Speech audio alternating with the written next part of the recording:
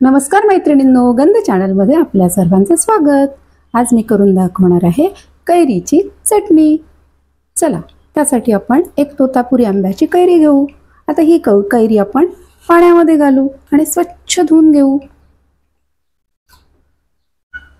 आता कैरी धुतली आहे, या कैरीची आपण स्क्रॅपरच्या सहाय्याने साली काढून घेऊ।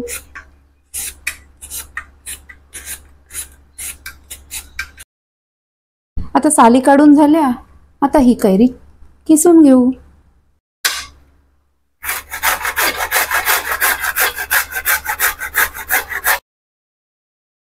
आता आपली कैरी छान किसून झाली।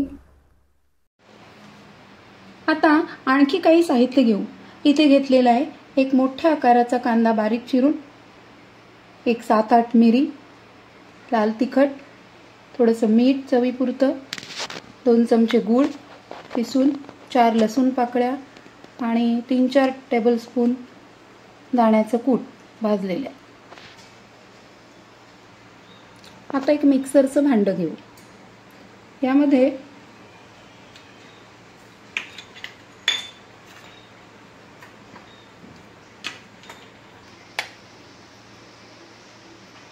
किसलेल्या कैरीचा गर घालू।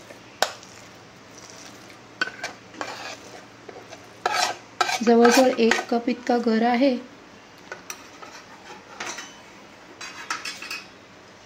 त्याचबरोबर चिरलेला कांदा, 4 लसूण पाकळ्या,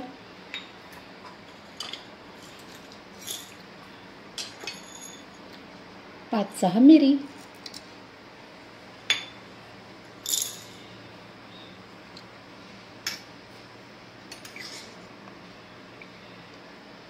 1 चमचा लाल तिखट,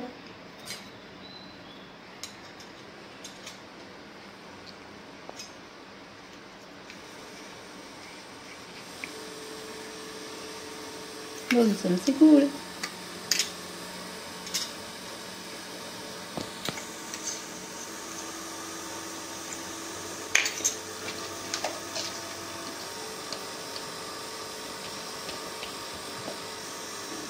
आणि चवीनुसार मीठ।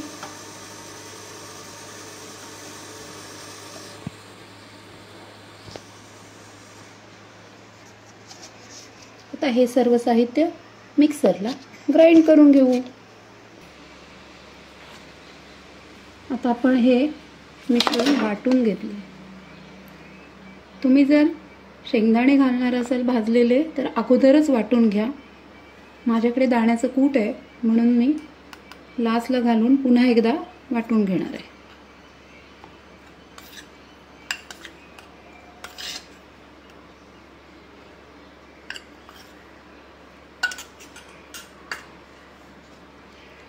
पुन्हा मिक्सरला ग्राइंड करून घेऊ। आता हे आपलं चटणीचं वाटून झालेलं आहे।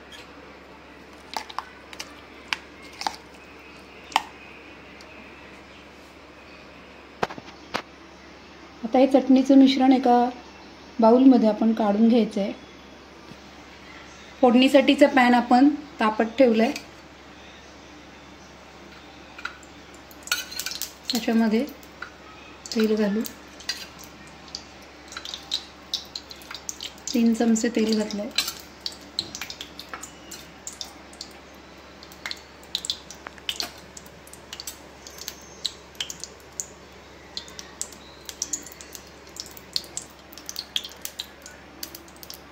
तेल गरम झालंय, मोहरी घालू,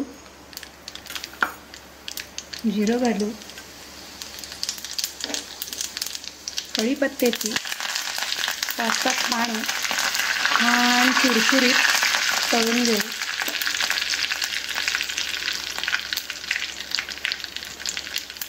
नंतर 1/4 चमचा हिंग घालू।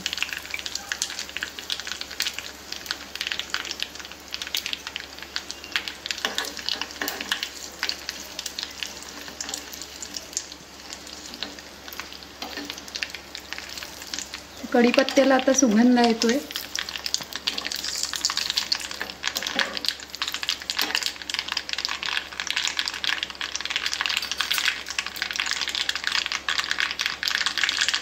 गॅस बंद करू. ही फोडणी आपण कैरीच्या चटणीवरती.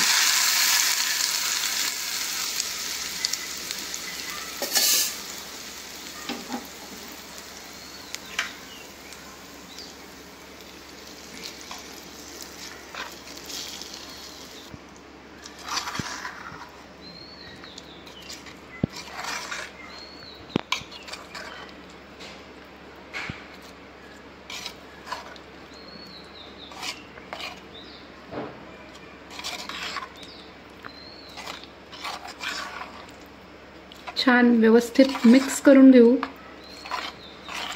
आणि तयार झालेली आहे आपली कैरीची चटणी.